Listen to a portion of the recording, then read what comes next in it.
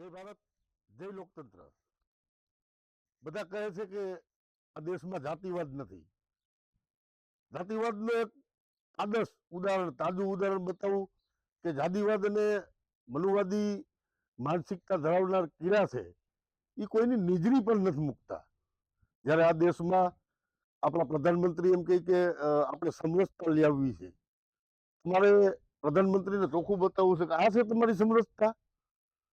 જ્યાં લોકોને આ બંધારણ છે, આ સંવિધાન છે, આ ભારત દેશનું સંવિધાન છે, લોકોને એના હક અધિકારની પૂરી સ્વતંત્રતાઓ આપે છે.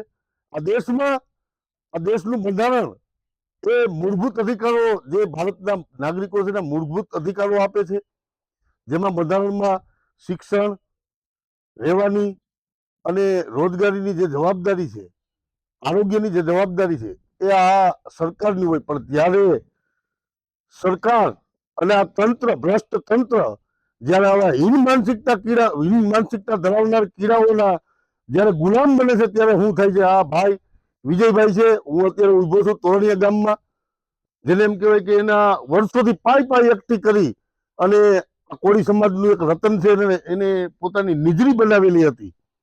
જ્યાં આ ગામનો જાતિવાડી કીડો જે સરપંચ છે એને ના દેખાણું અને કોઈ પણ નોટિસ છેલ્લા ઘણા સમયથી આપ જોઈ શકો છો કે એને તમામ વેરાઓ છે, તમામ ડોક્યુમેન્ટ છે એ એમની પાસે છે.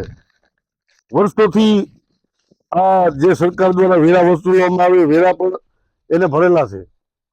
પરંતુ આ જાતિવાદી કીડાને ફક્ત વિજયભાઈનું જ દબાણ દેખાણું.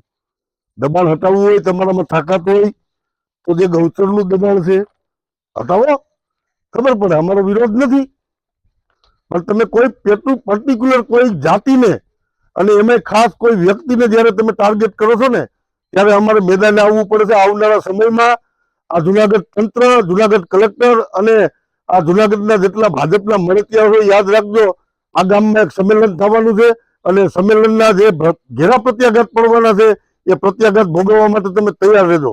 અને તમારી જે હીન માનસિકતા છે એ કોકની તમે નિજરી તોડી છે, કોકનો આશરો તોડ્યો છે, એના બાળકોની બદુઆ તને મૂકવાની નથી. આવનાર સમયમાં આ કોઈ સમાજની સાથે ખંભેથી ખંભો મિલાવી અને તમને જો છઠ્ઠીનું ધાવણ યાદ ના કરાવી દેવી તો અમે પણ અમારા બાપના પેટના નહોતા.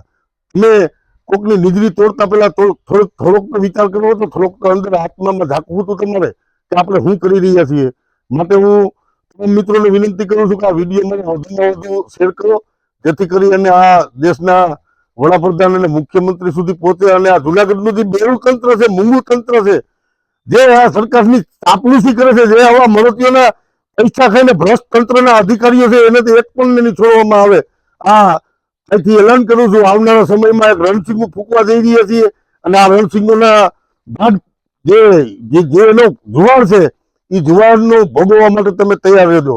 અસ્તુ. જય ભારત, જય લોકતંત્ર.